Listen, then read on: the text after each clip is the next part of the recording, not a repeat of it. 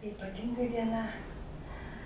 Pagal liturgiją šią dieną Gabrielius angelas nužengė Marijai ant peties ir pasakė, kad tu esi šventoji. Todėl kviečiu visus paklausyti iš Izaijo knygos skaitinį. Prabilęs viešpats kalbėjo Azachui: prašyk viešpatį savo Dievą savo ženklo, arba apačioje, arba iš žemybių, arba viršuje iš aukštybių. Azachas atsakė: aš nieko neprašysiu ir viešpatės nebandysiu. Tuomet Azijas prabilo: klausykit, Dovydo namai, ar jums per maža varginti žmonės, kad jūs įkyrite ir mano Dievui? Todėl pats viešpats duos jums ženklą: štai mergelė pradės ir pagimdys sūnų. Jis suteiks jam vardą Emanuelis. Tai reiškia Dievas su mumis. Dabar kviečiu paklausyti Šventos Evangelijos pagal Luką. Angelas Gabrielius buvo Dievo pasiųstas į Galilėjos miestą, kuris vadinamas Nazaretas, pas mergelę, sužadėtą su vyru Juozapu, iš Dovydo namų, o mergelės vardas buvo Marija. Atėjęs pas ją, angelas tarė: sveika, malonėmis apdovanotoji, viešpats su tavimi. Išgirdusi šios žodžius, jis sumišo ir galvoja savo, ką reiškia toks pasveikinimas. O angelas jai tarė: nebijok, Marija, tu radai malonę pas Dievą. Štai tu pradėsi įsčiose ir pagimdysi sūnų, kurį pavadinsi Jėzumi.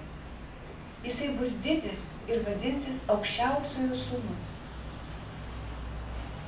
Viešpats Dievas duos jam jo tėvo Dovydo sostą. Jis viešpataus Jokūbo namams per amžius ir jo viešpatavimui nebus galo. Marija paklausė angelą: kaip tai įvyks, jeigu aš nepažįstu vyro? Angelas jai atsakė: šventoji dvasia nužengs ant tavęs ir aukščiausiojo galybė pridengs tave savo šešėliu. Todėl tavo kūdikis bus šventas ir vadinamas Dievo sūnumi. Antai tavo giminaitė Elzbieta pradėjo sūnų senatvėje ir šis mėnuo jau 6, tai, kuri buvo laikoma nevaisinga, nes Dievui negalimų dalykų nėra. Tada Marija atsakė jam: štai aš viešpatės tarnaitė, tebūna man taip, kaip tu pasakei. Ir angelas pasitraukė. Girdėjote Dievo žodį. Labai jautru skaitant tokį Evangelijos etapą, patį pirmąjį etapą, nuo kurio prasideda labai didžiuliai ir rimti įvykiai. Ir dar jautriau turbūt daugeliu iš mūsų, nes esame daugelis buvę Izraelyje. Ir būtent tam namelyje, kur Marija gyvena ir kur jai pasirodė angelas Gabrielius. Man tiesiog taip ir stovi akyse tas namelis, ta kolona, židinys ir tikrai daugelis, nežinau kaip, bet tai labai jautriai daugelį paliečia. O dėl šios Evangelijos, tai kaip savo noriu pasakyti ir jums visiems, kad iš tikrųjų mes tų ženklų labai daug gauname. Tik mes jų nemokame suprasti, skaityti arba nubėgame kažkur toli, apsimesdami, kad tai ne mums. O ta mergelė Marija, kuri buvo kiek 13 metų, jinai tiesiog atvira širdimi, nuolankiausiai patikėjo tuo ir pasakė taip. Tai ir mums šiandien linkiu, kad į tos ženklus, kurie ateina mums ir rytą, ir vakare, ir naktį, negalvotume, kad tai čia ne man skirta, gal kam kitam, o kad nuolankiai pagalvotume: taip, Dieve, ačiū tau už ženklą, aš darysiu taip, kaip tu nori. Geros dienos.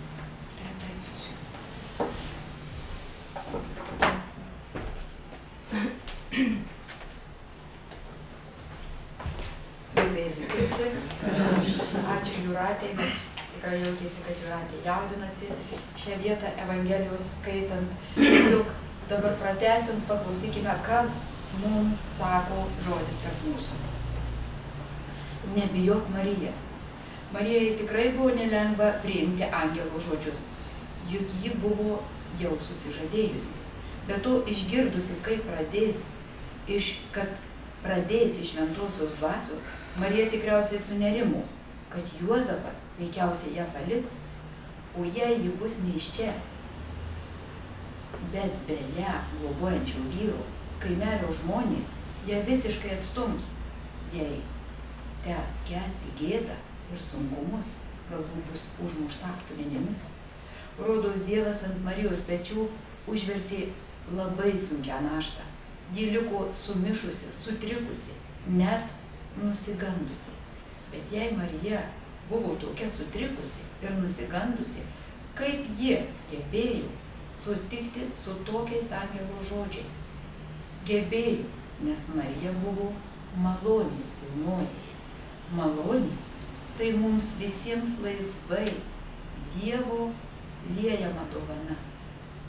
Būna įvairiausių malonių. Pavyzdžiui, Dievas duoda mums išganymo malonę, tikėjimo malonę, malonę numirti savo. Marijai Dievas davė įgalinančią malonę, paskatinusią ją tarti: štai aš viešpaties tarnaitė, tebūna man, kaip tu pasakei. Dievo malonė mus veikia panašiai, kaip kuras mašina. Malonė tai Dievo galia, mus skatinanti ir trokšti ir veikti. Nors Marija buvo malonės pilnoji, kitaip tariant, malonė apdovanotoji, ji vis tiek norėjo ją išlaikyti ir leisti jai veikti savo gyvenime. Juk įsėdę į automobilį, mes jį užkuriame ir tik tada važiuojame. Angelas patikino Mariją, kad Dievui nėra neįmanomų dalykų. Mūsų Tėvas gali daryti, ką tik nori, kada ir kur nori, bet jis vis dėlto nusprendė savo darbą daryti mumyse ir per mus. Tad švęsdami šią didžią Marijos nusilenkimo Dievo valiai dieną, mes patys apsispręskime sekti jos klusnumui pavyzdžiu. Pakluskime Dievo valiai, nors ir žinome, kad jis veikiausiai paprašys to, kas prieštarauja galbūt mūsų pačių sumąstytiems planams. Sakykime, štai aš viešpaties tarnaitė, tebūnie man pagal tavo viešpaties žodį. Šventoji Marija, dėkoju tau, kad atsisakei savo planų ir visiškai paklusai Dievui. Mokyk ir mane taip paklusti. Taigi ačiū, kad klausai. Iš tikrųjų, kiekviena diena, gavėnios diena, mus veda į gilesnį apmąstymą. Kiekvienas žodis mums verčia susimastyti, verčia pagalvoti ir suklusti, kad mes turime būti geresni, atviresni vienas kitam. Ir būna taip, mes galime atverti savo širdį, išgirstant, ar mums sakoma, ar mes pasirenkame tą daryti pagal savo valią, ar pagal Dievo valią. Aš tik tai iš savo jums pavyzdžių sakau. Jeigu, kad ir šioje institucijoje kas vyksta, jei tai būtų surikiuota ir sudėstyta pagal struktūrą, pagal visus mano išmąstymus arba pagal mūsų visų išmąstymus, jeigu mes neįsiklausytume į viešpatį ir jei mes neturėtume šios vietos, kur kiekvieną rytą mus verčia susimastyti ir verčia atsisukti, tai patikėkit, mes šiandien neturėtume ne tiek mokinių, ne tiek statinių, ne tiek intelektinių personalų, neturėtume daug dalykų. Ir neturėtume galimybių, kurias mes turime dabar. Bet kaip jūs matote, tie, kurie nori, nei vienų beveik nėra, kas nebent užsirašė ten jau vėliau, išvažiuoja į kelionę, į piligriminę kelionę, kaip kiekvienais metais, gavėnios metu. Jeigu žmonės mąsto nuo metų pradžios, kad jam to reikia, jis tikrai važiuoja. Tai yra didelis dalykas, kad 50 žmonių tą gali išvažiuoti ir kokia jėga grįž po Velykų. Tai pagalvokite. Susitikimų su popiežium, palaiminimo gavimų popiežiaus. Tai didžiulis dalykas tą, ką mes gausim. Man taip pat Dievas duoda dovanas nuolatinės. Ir aš tiesiog kiekvieną kartą matau. Visai netikėtai. Jūs puikiai žinot, šiandien išvažiuoju į Izraelį. Ir šiandien teks būti tokią dieną, teks būti Tel Avive. Tai iš tikrųjų Dievo laimė. Na, visai neplanuotai, visai negalvotai. O taip atsitiko. Brolis pakvietė savo 60 metų nori ten sutikti. O taip gavosi. Tai aš tikrai dėkoju Dievui už tais malonės, už tais visas galimybės, kuriomis aš nuoširdžiai dalinuosi su savo bendruomene. Iš tikrųjų, na, yra be galo svarbu, kad mes atvertume savo širdžias meilė, atvertume savo širdžias ne pavydų, ne intrigų, ne dar karjeros siekimų, bet atvertume meilę šalia esančiam mokiniui, šalia esančiam šeimos nariui, šalia esančiam bendradariui. Taigi šiandien mes prašykime Viešpaties palaiminimo, Marijos globos, būtent šituose reikaluose. Prašykime suteikti mums visiems išminties, mums, mūsų bendruomenė, Švento Ignaco kolegijos bendruomenė. Šiandien mes turim sveikatos rektorių, melskimės už rektorių, už jų universitetą, prašydami suteikti visiems mums išminties, siunčiant Šventąją Dvasią mūsų visų širdis, kad mūsų sprendimai būtų pagal Dievo valią. Melskimės mes už mūsų popiežių, prašydami jam dvasinės stiprybės, kad jis toliau stiprintų viso pasaulio žmonės dvasiškai. Melskimės už tėvą Gintarą, prašant jam dvasinės stiprybės, kad stiprintų taip pat mus dvasiškai. Penktadienį prašau maldos visų.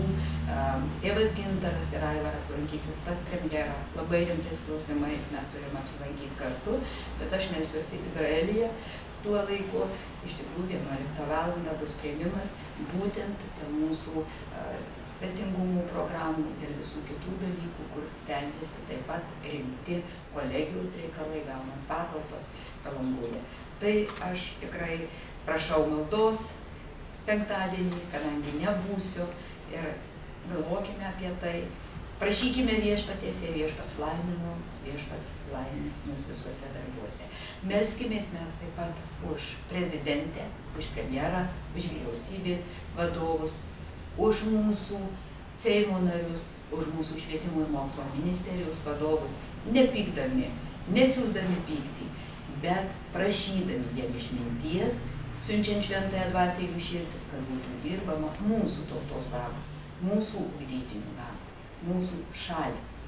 Melskimės taip pat už sergančius mūsų bendruomenės žmonės. Melskime už Valytę, už Aurimą, už Rimutę, už Vincą.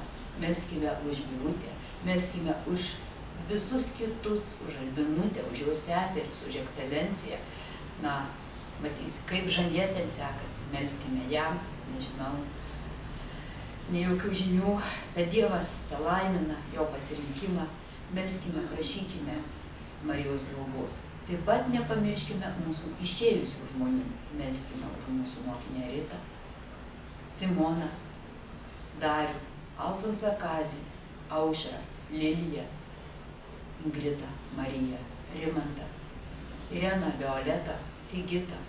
Savo mintyse aplankykime mums išėjusius brangius žmonės, prašydami Marijos globos jų sieloms ir užtarimų mūsų reikaluose pas Viešpatį. Dabar, mylėk, kviečiu visus bendrai maldai.